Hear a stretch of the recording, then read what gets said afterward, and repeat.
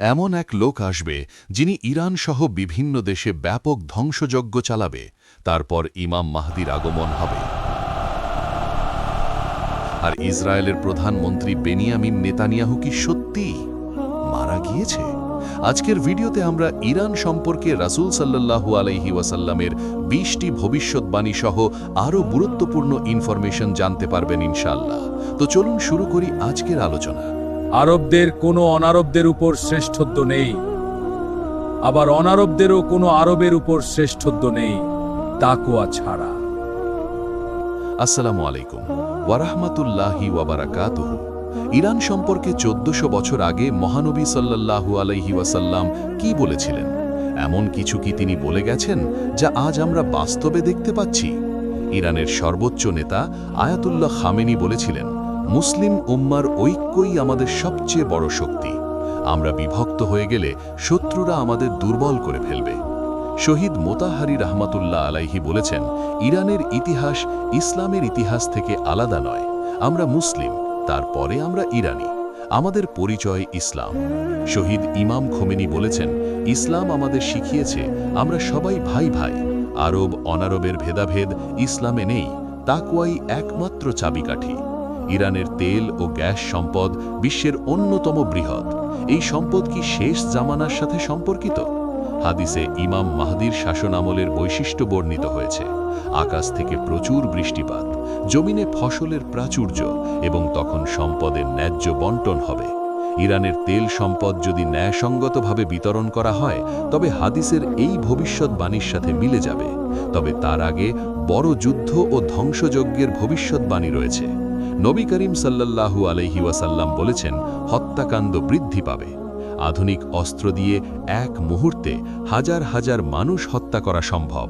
ইরানের ক্ষেপণাস্ত্র ও ড্রোন প্রযুক্তি সেই সক্ষমতা রাখে। ইরানের সর্বোচ্চ নেতা আয়াতুল্লাহ খামেনি ইমাম মাহদির আগমনে বিশ্বাস করেন এবং বলেন, আমরা ইমাম মাহদির আগমনের জন্য অপেক্ষা করছি। তার আগমনের পূর্বে আমাদের দায়িত্ব হল ইসলামী সমাজ গঠন করা। ইরান আজ বিশ্বের অন্যতম প্রধান ইসলামী দেশ। 85 মিলিয়ন মানুষের এই দেশের 99 ভাগেরও বেশি মুসলিম। এই দেশ নিজেকে ইসলামী প্রজাতন্ত্র হিসাবে পরিচয় দেয়। কিন্তু জানেন কি, এই দেশের ভাগ্য নিয়ে নবী করিম সাল্লাল্লাহু আলাইহি ওয়াসাল্লাম কত কথা বলে গেছেন? আল্লাহ রাসূল সাল্লাল্লাহু আলাইহি ওয়াসাল্লাম ইরশাদ করেছেন, আমার উম্মতের একটি দল সর্বদা সত্যের উপর প্রতিষ্ঠিত থাকবে। প্রশ্ন হলো, সেই দলে কি ইরানের লোকেরাও আছে? আজ আমরা 20টি ভবিষ্যৎবাণী নিয়ে আলোচনা করব। কিছু ভবিষ্যৎবাণী আপনাকে শিহরিত করবে, কিছু আপনাকে ভাবিয়ে তুলবে, আর কিছু আপনার ঈমানকে শক্তিশালী করবে। আল্লাহ তাআলা পবিত্র কোরআনে ইরশাদ করেছেন, হে মানুষ, আমি তোমাদের সৃষ্টি করেছি এক পুরুষ ও এক নারী থেকে, আর তোমাদের বিভক্ত করেছি বিভিন্ন জাতি ও গোত্রে, যাতে তোমরা একে অপরের সাথে পরিচিত হতে পারো। তোমাদের মধ্যে আল্লাহর কাছে সেই সর্বোত্তম যে তোমাদের মধ্যে সর্বাধিক মুত্তাকি। সূরা আল হুজরাত আয়াত 13। প্রথম ভবিষ্যৎবাণী, সিফাত যুদ্ধ ও ইরান। 657 খ্রিস্টাব্দ, ইসলামের ইতিহাসের এক গুরুত্বপূর্ণ অধ্যায়, সিফাত যুদ্ধ। আলী রাদিয়াল্লাহু তাআলা আনহু ও মুয়াবিয়া রাদিয়াল্লাহু তাআলা আনহুর মধ্যে এই যুদ্ধ সংঘটিত হয়। কিন্তু জানেন কি, এই যুদ্ধে ইরানীদের ভূমিকা কি ছিল? ইরান থেকে আগত সাহাবীরা, বিশেষ করে সালমান ফার্সি রাদিয়াল্লাহু তাআলা আনহুর অনুসারীরা এই যুদ্ধে আলী রাদিয়াল্লাহু তাআলা আনহুর পক্ষে লড়েছিলেন। নবী করিম সাল্লাল্লাহু আলাইহি ওয়াসাল্লাম বলে গিয়েছিলেন, এমন ফিতনা আসবে যাতে বসে থাকা ব্যক্তি দাঁড়ানো ব্যক্তির চেয়ে উত্তম হবে। সহিহ বুখারী। সিফত যুদ্ধ ছিল সেই ফিতনার অংশ। ইতিহাস বলে, ইরানি মুসলিমরা সংখ্যাগরিষ্ঠ ছিল। ইরানি মুসলিমরা ছিল আলী রাদিয়াল্লাহু তাআলা আনহুর সমর্থক। যুদ্ধের পর একদল ইরানি আলী রাদিয়াল্লাহু তাআলা আনহুর কাছে এসে বললেন, আমরা আপনার জন্য জান ও মাল কোরবান করতে প্রস্তুত। আলী রাদিয়াল্লাহু তাআলা আনহু তাদের দিকে তাকিয়ে বললেন, তোমরা সেই জাতির সন্তান যাদের সম্পর্কে মহানবী সাল্লাল্লাহু আলাইহি ওয়াসাল্লাম ভবিষ্যৎবাণী করেছিলেন। ইতিহাস সাক্ষ্য দেয়, ইরানি মুসলিমরা সব সময় সত্যের পক্ষে দাঁড়িয়েছে। 2. দ্বিতীয় ভবিষ্যৎবাণী, আধুনিক ইরানের ভবিষ্যৎ। এখন প্রশ্ন, আধুনিক ইরানের কি হবে? নবী করিম সাল্লাল্লাহু আলাইহি ওয়াসাল্লাম কি এ বিষয়ে কিছু বলে গেছেন? হয়তো সরাসরি বলেননি, কিন্তু একটি হাদিসে তিনি বলেছেন আল্লাহ এই উম্মতের জন্য প্রতি 100 বছর পর এমন কাউকে পাঠাবেন যারা তাদের ধর্মকে সংস্কার করবেন। আবু দাউদ। 1979 সালে ইরানে যে ইসলামী বিপ্লব ঘটেছিল, এই বিপ্লব কি মহানবী সাল্লাল্লাহু আলাইহি ওয়াসাল্লামের সেই হাদিসের উদাহরণ? অনেক বিশ্লেষক মনে করেন এই বিপ্লব বিশ্বব্যাপী ইসলামী জাগরণের সূচনা করেছিল। আজকের ইরান একটি ইসলামী প্রজাতন্ত্র। ইরানের সর্বোচ্চ নেতা আয়াতুল্লাহ খামেনি। ইরানের পারমাণবিক কর্মসূচি আন্তর্জাতিক বিতর্কের কেন্দ্র। নবী করিম সাল্লাল্লাহু আলাইহি ওয়াসাল্লাম আরও বলেছেন, শীঘ্রই বিভিন্ন জাতি তোমাদের বিরুদ্ধে একত্রিত হবে, যেমন খাদ্যের পাত্রের দিকে খাদকেরা একত্রিত হয়। আবু দাউদ। ইরানের বিরুদ্ধে পাশ্চাত্যের নিষেধাজ্ঞা, ইসরায়েলের সাথে সংঘাত, এসব কি এই হাদিসের বাস্তবায়ন? এসব সম্ভবত এই হাদিসেরই বাস্তবায়ন। তৃতীয় ভবিষ্যৎবাণী, ইরানে ইসলামের বিস্তার। নবী করিম সাল্লাল্লাহু আলাইহি ওয়াসাল্লাম বলেছেন, এই দিন সেখানে পৌঁছাবে যেখানে রাত ও দিন পৌঁছায়। মুসনাদে আহমদ। ইরান ছিল সেই অন্যতম দেশ যেখানে ইসলাম দ্রুত ছড়িয়ে পড়ে। 651 খ্রিস্টাব্দে সাসানীয় সাম্রাজ্যের পতনের পর ইরানে ইসলামের বিস্তার শুরু হয়, কিন্তু এই বিস্তার সহজে হয়নি। উমাইয়া শাসন আমলে ইরানীদের প্রতি বৈষম্যমূলক আচরণ করা হতো। তাদেরকে মাওয়ালি কিংবা কৃত শ্রেণীর নাগরিক হিসেবে গণ্য করা হতো। হাজ্জাজ বিন ইউসুফ ফার্সি ভাষা ব্যবহার করা নিষিদ্ধ করে দিয়েছিলেন, কিন্তু ইরানীরা ধৈর্য ধারণ করল। তারা ইসলাম গ্রহণ করল, কিন্তু নিজেদের ভাষা ও সংস্কৃতি রক্ষা করল। ইতিহাসবিদ বার্নার্ড লুইস বলেছেন, ইরান প্রকৃতপক্ষে ইসলামিক হয়েছিল, কিন্তু আরবীয় হয়নি। এই ভবিষ্যৎবাণী আজ সত্য হয়েছে। ইরানের জনসংখ্যার 99%-এরও বেশি মুসলিম। চতুর্থ ভবিষ্যৎবাণী, শিয়া সুন্নি বিভাজন ও ইরান। একটি জটিল কিন্তু সত্য বিষয়। শিয়া সুন্নি বিভাজন। নবী করিম সাল্লাল্লাহু আলাইহি ওয়াসাল্লাম কি এ বিষয়ে কিছু বলেছেন? তিনি বলেছেন, তোমরা অবশ্যই তোমাদের পূর্ববর্তীদের পথ অনুসরণ করবে। সহিহ বুখারী। এবং আরেকটি হাদিসে বলেছেন, আমার উম্মত 72 ফিরকায় বিভক্ত হবে। আবু দাউদ। 16শো শতাব্দীতে সাফাভি রাজবংশ ইরানে শিয়া ইসলামকে রাষ্ট্রধর্ম হিসেবে গ্রহণ করে। তার আগে ইরানে সুন্নি ইসলামী প্রধান ছিল। আজ ইরান বিশ্বের বৃহত্তম শিয়া মুসলিম দেশ। প্রায় 90-95% মানুষ শিয়া ইসলামের অনুসারী। এক্ষেত্রে আমাদের দৃষ্টিভঙ্গি কি হওয়া উচিত? আমরা সবাই মুসলিম, আমাদের উচিত ঐক্য অটুট রাখা। পঞ্চম ভবিষ্যৎবাণী, জান্নাতে ফার্সি ভাষী মানুষের সংখ্যা। নবী করিম সাল্লাল্লাহু আলাইহি ওয়াসাল্লাম বলেছেন, 4 ব্যক্তি জান্নাতবাসীর নেতা, আমি, আলী, হামজা ও জাফর। তিরমিজি। এই জাফর কে? কেউ বলেন জাফর তাইয়ার, কেউ বলেন জাফর আস-সাদেক। জাফর আস-সাদেকের অনুসারীদের মধ্যে বহু ফার্সি বিদ্বান ছিলেন। তার ছাত্রদের মধ্যে আবু হানিফাও ছিলেন। আরেকটি হাদিসে নবী করিম সাল্লাল্লাহু আলাইহি ওয়াসাল্লাম বলেছেন, জান্নাতে প্রবেশ করবে এমন লোক যাদের হৃদয় পাখির হৃদয়ের মতো হবে। সহিহ মুসলিম। এর ব্যাখ্যায় বলা হয়েছে, তারা হবে নির্ভীক ও আল্লাহর উপর ভরসাকারী লোক। ইরানি মুসলিমরা ইসলামের জন্য জীবন দিতে কখনোই পিছপা হয়নি। খোরাসানের মুজাহিদ, কারবালার শহীদ, ইরান ইরাক যুদ্ধের শহীদ, সবাই জান্নাতের আশায় জীবন দিয়েছেন। সপ্তম ভবিষ্যৎবাণী, ফার্সি ভাষায় কোরআন তেলাওয়াত। এক ফার্সি ব্যক্তি আরবি জানতেন না। তিনি কেঁদে কেঁদে নবী করিম সাল্লাল্লাহু আলাইহি ওয়াসাল্লামের কাছে আরজ করলেন, ইয়া রাসূলাল্লাহ, আমি আরবি বুঝি না, আমি আমার ভাষায় আল্লাহর প্রশংসা করতে চাই। নবী করিম সাল্লাল্লাহু আলাইহি ওয়াসাল্লাম চুপ করে রইলেন। তখন জিবরিল আলাইহিস সালাম এসে বললেন, আল্লাহ বলেছেন, প্রতিটি জাতি তাদের নিজস্ব ভাষায় আমার ইবাদত করতে পারে। হাদিসে এসেছে, কিয়ামতের দিন আল্লাহর কাছে সবচেয়ে প্রিয় শব্দ হল সেই ইমামের কণ্ঠস্বর, যিনি সুন্দর কণ্ঠে বলেন, আল্লাহুম্মা রাব্বানা লাকাল হামদ। মুসনাদে আহমদ। ইতিহাস বলে, ইসলামের 2য় শতাব্দীতে ফার্সি ভাষায় কোরআনের অনুবাদ ও তাফসির রচিত হতে শুরু করে। সামানি রাজবংশের সময় ফার্সি ভাষায় প্রথম পূর্ণাঙ্গ কোরআন অনুবাদ সম্পন্ন হয়। অষ্টম ভবিষ্যৎবাণী, খোরাসান থেকে আগমন। খোরাসান প্রাচীন ইরানের একটি বিশাল প্রদেশ। বর্তমান ইরান, আফগানিস্তান, তুর্কমেনিস্তান এবং উজবেকিস্তানের কিছু অংশ নিয়ে গঠিত ছিল এই অঞ্চল। নবী করিম সাল্লাল্লাহু আলাইহি ওয়াসাল্লাম ইরশাদ করেছেন, পূর্ব দিক থেকে কিছু লোক আসবে, তাদের সাথে থাকবে জান্নাত ও চাবুক, যা দিয়ে তারা মানুষকে প্রহার করবে। মুসনাদে আহমদ। এই হাদিসের ব্যাখ্যায় মুহাদ্দিসগণ বলেন, এটা খোরাসানের মুজাহিদ ও বিদ্বানদের প্রতি ইঙ্গিত। খোরাসান থেকে বহু ইসলামী ব্যক্তিত্ব এসেছেন।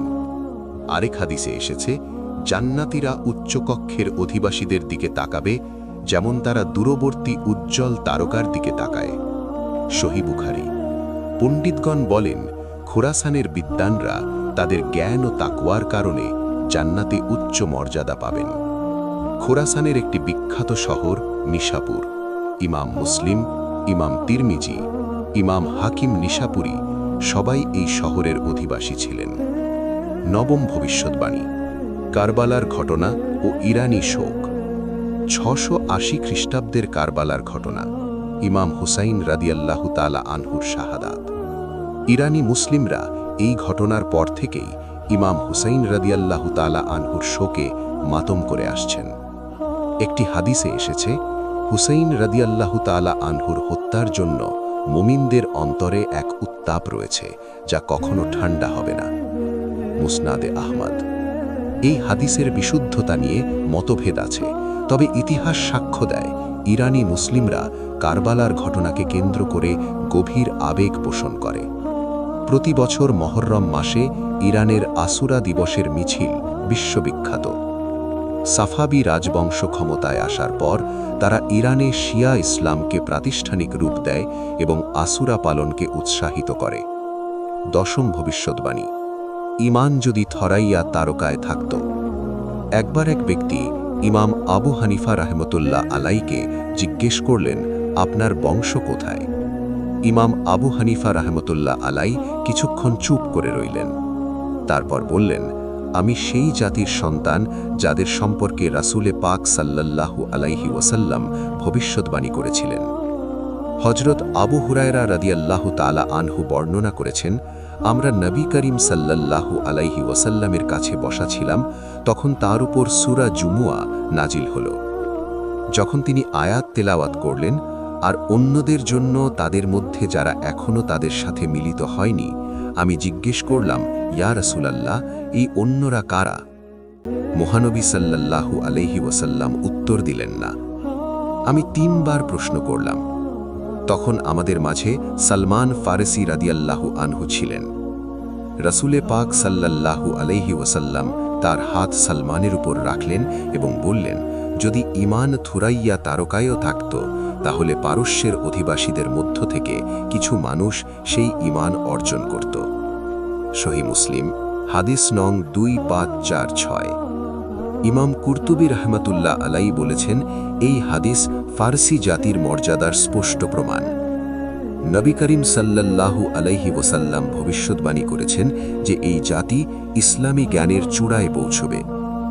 11তম ভবিষ্যৎবাণী, সালমান ফারসি রাদিয়াল্লাহু আনহুর মর্যাদা। সালমান ফারসি রাদিয়াল্লাহু আনহু ইসলামের প্রথম ইরানি মুসলিম। তার জীবনী অত্যন্ত অনুপ্রেরণাদায়ক।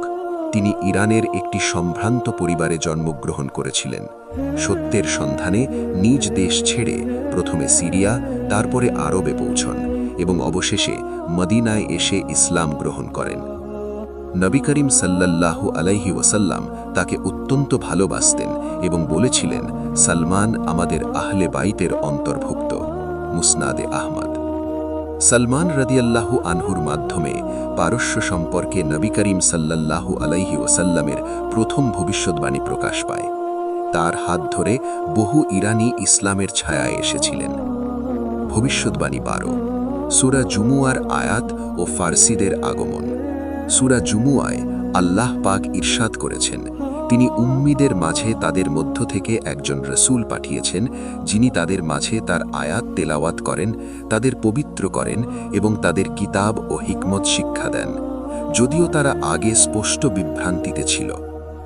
আর অন্যদের জন্যও পাঠিয়েছেন, তাদের মধ্যে যারা এখনও তাদের সাথে মিলিত হয়নি। আর তিনি পরাক্রমশালী, প্রজ্ঞাময়। সূরা আল জুমুয়া আয়াত 2 থেকে 3। এই আয়াত নাজিলের পর সাহাবীরা জিজ্ঞেস করলেন, এই অন্যরা কারা? নবী করিম সাল্লাল্লাহু আলাইহি ওয়াসাল্লাম সালমান ফারসির দিকে ইশারা করে বললেন, যদি ঈমান থুরাইয়া তারকায়ও থাকত, তবে এই লোকেরা তা অর্জন করত। ইমাম তাবারি রহমতুল্লাহ আলাই বলেছেন, এই অন্যরা বলতে সমস্ত অনারবকে বোঝানো হয়েছে, অর্থাৎ যারা আরব নয়, বিশেষ করে ফারসিদের। ১৩তম ভবিষ্যৎবাণী, খোরাসান থেকে কালো পতাকা। এবার আমরা শেষ সময়ের আলামত নিয়ে আলোচনা করব। নবী করিম সাল্লাল্লাহু আলাইহি ওয়াসাল্লাম ইরশাদ করেছেন, খোরাসান থেকে কালো পতাকা বের হবে, তোমরা সাহায্য প্রাপ্ত হবে এদের সাহায্যে, ফিরিয়ে দেওয়া হবে না। মুসনানে আহমদে আছে, এই কালো পতাকাধারী বাহিনী ইমাম মাহাদির আগমনের পূর্বে বের হবে এবং সুফিয়ানি বাহিনীর সাথে যুদ্ধ করবে। তাদের নেতা হবে শুয়াইব ইবনে সালে। বর্তমান বিশ্বের ঘটনা প্রবাহ এই হাদিসের সাথে সাদৃশ্যপূর্ণ। গাজা, ইরান, সিরিয়া, লেবানন এসব স্থানের ঘটনা এই ভবিষ্যৎবাণীর কথা মনে করিয়ে দেয়। ১৪তম ভবিষ্যৎবাণী, ইমাম মাহাদির আগমন ও ইরান। নবী করিম সাল্লাল্লাহু আলাইহি ওয়াসাল্লাম ইরশাদ করেছেন, যদি দুনিয়ার একদিনও অবশিষ্ট থাকে তবে আল্লাহ সেই দিনকে দীর্ঘ করবেন যতক্ষণ না তিনি আমার পরিবারের একজন লোককে পাঠান, যার নাম আমার নামের মতো, যার পিতার নাম আমার পিতার নামের মতো। আবু দাউদ। ইতিহাসবিদগণ বলেন, ইমাম মাহাদির আগমনের সময় ইরানের লোকেরা গুরুত্বপূর্ণ ভূমিকা রাখবে। শিয়া বিশ্বাস অনুযায়ী ইমাম মাহাদি হলেন ১২তম ইমাম, যিনি ৯৪১ খ্রিস্টাব্দে গায়েব হয়ে যান। তবে এই বিশ্বাসটি সহি নয়। সুন্নি বিশ্বাসেও ইমাম মাহাদির আগমন একটি গুরুত্বপূর্ণ বিষয়। ১৫তম ভবিষ্যৎবাণী, সুফিয়ানি ও ইরান। সুফিয়ানি শেষ সময়ের একজন খারাপ চরিত্র। নবী করিম সাল্লাল্লাহু আলাইহি ওয়াসাল্লাম বলেছেন, পূর্ব দিক থেকে আমার পরিবারের একজন লোক বের হবে, যাকে সুফিয়ানি বলা হয়। মুসনাদে আহমদ। সুফিয়ানি সম্পর্কে হাদিসে আরও বলা হয়েছে, সুফিয়ানি বের হবে এবং ৩৩ মাস পৃথিবী শাসন করবে। মুসনাদে আহমদ। এই সময়ে তিনি ইরান সহ বিভিন্ন দেশে ব্যাপক ধ্বংসযজ্ঞ চালাবেন। তারপর ইমাম মাহাদির আগমন হবে এবং তিনি সুফিয়ানির বিরুদ্ধে যুদ্ধ ঘোষণা করবেন। ইরানের ইতিহাসে সুফিয়ানির মতো অনেক শাসক এসেছে, যেমন মঙ্গল আক্রমণ, তৈমুর লংয়ের আক্রমণ। ভবিষ্যৎবাণী ১৬, দাজ্জাল ও ইরান। দাজ্জাল শেষ সময়ের সবচেয়ে বড় ফিতনা। নবী করিম সাল্লাল্লাহু আলাইহি ওয়াসাল্লাম বলেছেন, দাজ্জালের অনুসারী হবে ইস্ফাহানের ইহুদিদের ৭০,০০০ লোক, যাদের পরনে থাকবে মোটা চাদর। সহি মুসলিম, হাদিস নং ২৯৪৪। ইস্ফাহান ইরানের একটি প্রাচীন শহর। আজও সেখানে একটি ইহুদি সম্প্রদায় বসবাস করে। নবী করিম সাল্লাল্লাহু আলাইহি ওয়াসাল্লাম ১৪০০ বছর আগে বলে গেছেন যে ইস্ফাহানের ইহুদিরা দাজ্জালের অনুসারী হবে। ইমাম নববী রাহমাতুল্লাহ আলাইহি এই হাদিসের ব্যাখ্যায় বলেন, এই হাদিস একটি স্পষ্ট ভবিষ্যৎবাণী যে দাজ্জালের অধিকাংশ অনুসারী হবে ইস্ফাহানের ইহুদিরা। এটি নবুয়তের একটি বড় নিদর্শন। নবী করিম সাল্লাল্লাহু আলাইহি ওয়াসাল্লাম বলেছেন, যে ব্যক্তি সূরা কাহাফের প্রথম ১০ আয়াত মুখস্থ করবে সে দাজ্জালের ফিতনা থেকে রক্ষা পাবে। সহি মুসলিম। ভবিষ্যৎবাণী ১৭, ইয়াজুজ মাজুজ ও ইরান। ইয়াজুজ মাজুজ দুটি বর্বর জাতি। আল্লাহ তাআলা কোরআনে বলেন, অবশেষে যখন ইয়াজুজ মাজুজকে খুলে দেওয়া হবে এবং তারা প্রতিটি উচ্চ স্থান থেকে ছুটে আসবে। সূরা আল আম্বিয়া আয়াত ৯৬। হাদিসে এসেছে, ইয়াজুজ মাজুজ বের হবে খোরাসানের দিক থেকে। তারা এত বেশি সংখ্যক হবে যে তাদের সামনে কোনো কিছুই টিকতে পারবে না। নবী করিম সাল্লাল্লাহু আলাইহি ওয়াসাল্লাম বলেছেন, ইয়াজুজ মাজুজ প্রতিদিন প্রাচীর খুঁড়ে যখন তারা সূর্যের আলো দেখতে পায়, তখন তাদের নেতা বলে, ফিরে যাও, আগামীকাল আবার খুঁড়ব। মুসনাদে আহমদ।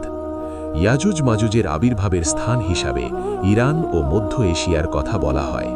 ইতিহাসে চেঙ্গিস খানের মঙ্গল বাহিনীকে অনেক মুসলিম ঐতিহাসিক ইয়াজুজ মাজুজের সাথে তুলনা করেছেন। চেঙ্গিস খান খোরাসান থেকে বেরিয়ে এসে সমগ্র মুসলিম বিশ্ব ধ্বংস করেছিলেন। আল্লামা ইকবাল তার কবিতায় বলেছিলেন, ইয়াজুজ মাজুজের বন্যা এসে গেল। ভবিষ্যৎবাণী ১৮, সুবিয়া আন্দোলন ও ইরান। সুবিয়া আন্দোলন অষ্টম-নবম শতাব্দীর একটি সাংস্কৃতিক আন্দোলন যা আরব ও অনারবদের মধ্যে সমতা দাবি করে। এর নেতৃত্বে ছিল ইরানি মুসলিমরা। নবী করিম সাল্লাল্লাহু আলাইহি ওয়াসাল্লাম বলেছেন, আরবদের কোনো অনারবের উপর শ্রেষ্ঠত্ব নেই, আবার অনারবদেরও কোনো আরবের উপর শ্রেষ্ঠত্ব নেই, তাকওয়া ছাড়া। মুসনাদে আহমদ। এই হাদিস সুবিয়া আন্দোলনের মূল দাবির সাথে মিলে যায়। সুবিয়ারা মনে করত ইসলাম সব জাতিকে সমান মর্যাদা দিয়েছে। সুবিয়া আন্দোলনের ফলে ফার্সি ভাষা ও সংস্কৃতির পুনর্জাগরণ ঘটে। ফিরদৌসির শাহনামা, রুদাকির কবিতা এসব এই আন্দোলনের ফল। আজকে আমরা কয়েকটি ভবিষ্যৎবাণী নিয়ে আলোচনা করলাম। কিছু ভবিষ্যৎবাণী স্পষ্ট, কিছু রহস্যময়, কিছু বর্তমান ঘটনার সাথে মিলে যায়। মনে রাখবেন, শেষ সময়ের আলামত নিয়ে গবেষণা করা জরুরি, তবে নির্দিষ্ট তারিখ বা ঘটনা নিশ্চিত করে বলা উচিত নয়। কিয়ামতের জ্ঞান একমাত্র আল্লাহর কাছে। আমাদের কর্তব্য ঈমান মজবুত করা, ইবাদত করা, দান করা, সৎ কাজের আদেশ দেওয়া এবং মুসলিম ঐক্য বজায় রাখা। নবী করিম সাল্লাল্লাহু আলাইহি ওয়াসাল্লাম বলেছেন, মুসলিম মুসলিমের ভাই, সে তার উপর অত্যাচার করে না এবং তাকে অসহায় অবস্থায় ছেড়ে দেয় না। সুতরাং ইরানের মুসলিমরা আমাদের ভাই। আমরা তাদের জন্য দোয়া করব, তাদের পাশে দাঁড়াব এবং শেষ সময়ের সবচেয়ে বড় ফিতনা দাজ্জাল থেকে বাঁচতে আমরা দোয়া পড়ব।